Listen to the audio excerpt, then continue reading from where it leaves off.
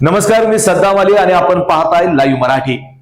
कोल्हापूरच्या राजकारणाचा केंद्रबिंदू ठरलेल्या गोकुळ दूध संघाच्या निवडणुकीत आता केवळ मतदानाची नाही तर आकड्यांच्या युद्धाची धुमचक्री सुरू झाली आहे. एका बाजूला महायुती तर दुसऱ्या बाजूला काँग्रेस आमदार सतेज पाटील यांची समविचारी आघाडी आणि मध्ये आहेत हजारो ठराव, डबल क्लेम, अपात्र संस्था आणि राजकीय गणित. सगळ्यात आधी पाहूयात या आकड्यांचा खेळ. मंत्री हसन मुश्रीफ यांच्या राष्ट्रवादी अजित पवार गट दावा करतोय 2065 ठराव. शिवसेना शिंदे सेना सांगते 1512 ठराव. भाजपच्या महाडी गटाचा दावा 1431 ठराव. आमदार विनय कोरे यांच्या जनसुराज्यकडे 545 ठराव. म्हणजे या चार गटांची बेरीजच होते 5553. त्याचबरोबर ए.वाय. पाटील यांनी देखील स्वतंत्र भूमिका घेत 204 ठराव दाखल केल्याचा दावा करताना दिसत आहेत. दुसरीकडे पाहिलं तर काँग्रेसचे आमदार सतेज उर्फ बंटी पाटील यांचा 1851 ठरावाचा दावा ठरलाय. तर आकडा जातो थेट 7608 वर. पण इथेच आहे खरी राजकीय ट्विस्ट. कारण प्रत्यक्ष पात्र ठरावांची संख्या पाहायला गेलं तर ती आहे फक्त 4448. म्हणजे जवळपास 3000हून अधिक ठराव हवेतच फिरतायत का, की एका संस्थेवर दोन दोन गट दावा करतायत? याच प्रश्नावर आता कोल्हापूरच्या राजकारणात खळबळ उडाली आहे. सध्या या घडामोडींमुळे अनेक संस्थांचे ठराव दोन गटांकडून दाखवले गेल्याची चर्चा सुरू आहे. काही ठिकाणी अध्यक्ष वेगळ्या गटासोबत तर सचिव दुसऱ्या गटासोबत गेल्याचं चित्र आपल्याला ग्रामीण भागात पाहायला मिळतंय.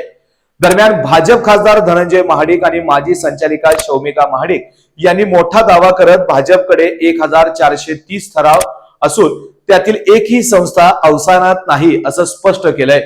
त्याचबरोबर राष्ट्रवादीकडे दाखवलेले काही ठराव प्रत्यक्षात मित्रपक्षांचे असल्याचा आरोपही त्यांनी केलाय. महाडिकांचा दावा आणखी पुढे जातो. गोकुळमध्ये भाजप मोठा भाऊ असेल त्यातच राष्ट्रवादी अजित पवार गटाचे मंत्री हसन मुश्रीफ यांनीही राष्ट्रवादीच मोठा भाऊ आहे म्हणत 2065 ठराव दाखल केल्याचं बोललं जात आहे.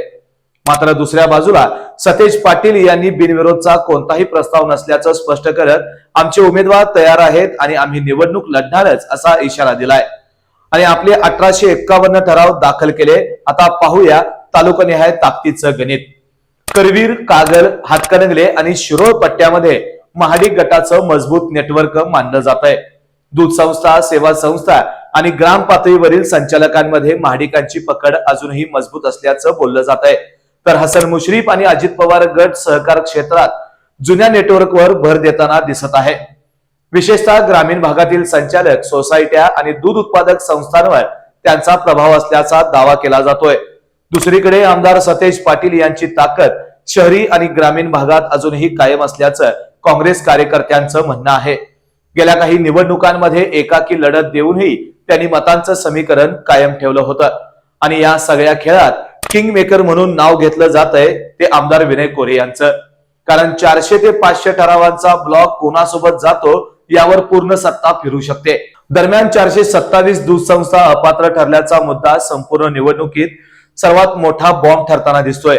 प्रशासकीय कारण, कमी दूध संकलन आणि तांत्रिक त्रुटीमुळे या संस्था बाहेर गेल्याची माहिती आहे. म्हणूनच आता गोकुळमध्ये खरी लढत मतदानापेक्षा पात्र ठराव कोणाचे यावर सुरू झाली आहे. सध्या तरी 3 गोष्टी या निवडणुकीत निर्णायक ठरणार आहेत. पहिली, अपात्र ठरावांवर अंतिम निर्णय. दुसरी, डबल क्लेम केलेल्या संस्था शेवटी कोणाच्या बाजूला उभ्या राहतात.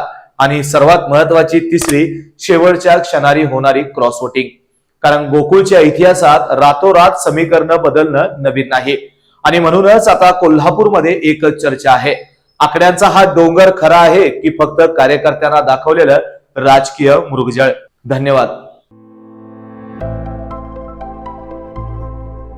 आविष्कार इन्फ्रा तुम्हाला देत आहे विविध लोकेशन्सवर NA प्लॉट्स आणि प्राईम फ्लॅट्सचे प्रोजेक्ट्स. नंदिनी जाधव नगर, शांत निवांत कोल्हापुरात घर म्हणजेच नंदिनी जाधव नगर. मल्हार रामगिरी, तुमच्या स्वप्नातील बंगल्याची पहिली पायरी. मल्हार रामगिरी, हातकणंगले. Panorama hills, Amba. सह्याद्रीच्या कुशीत निसर्गाच्या सानिध्यात तुमचं स्वतःचं farm house. Padmaveera city, Jaysingpur, एक आधुनिक लाईफस्टाईल देणारा 1 and 2 BHK होम्सचा प्रोजेक्ट.